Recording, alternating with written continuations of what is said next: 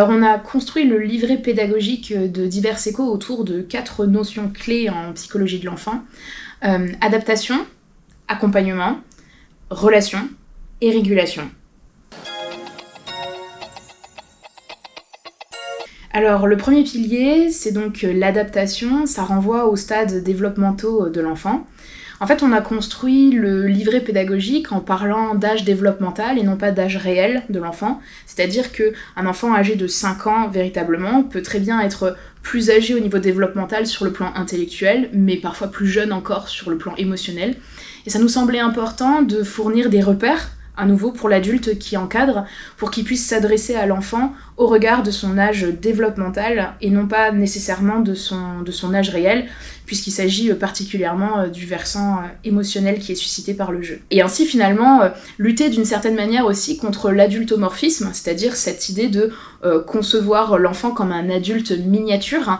Or il a des besoins spécifiques et ce qui va de soi pour moi en tant qu'adulte ne va pas forcément de soi pour le jeune enfant.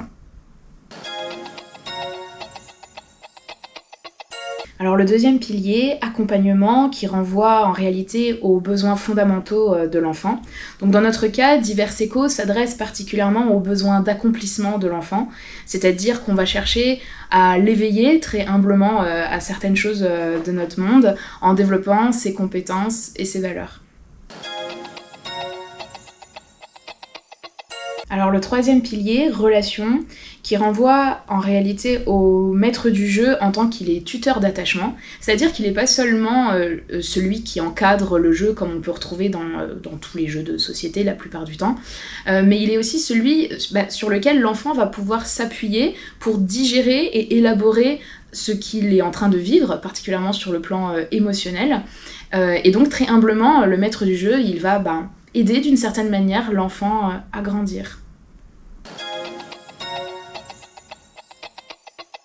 Donc le quatrième pilier et dernier pilier, régulation, renvoie au fait d'accueillir et de répondre aux émotions des enfants. Le maître du jeu se doit de réguler à la fois les émotions du groupe et les émotions individuelles de chaque enfant si nécessaire.